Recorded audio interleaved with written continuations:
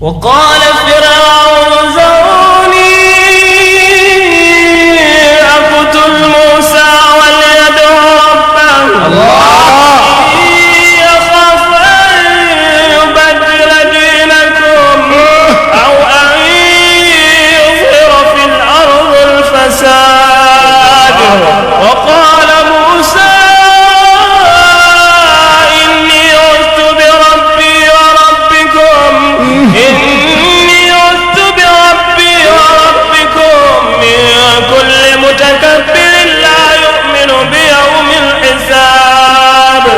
وقال رجل مؤمن من آل فرعون يكتم إيمانه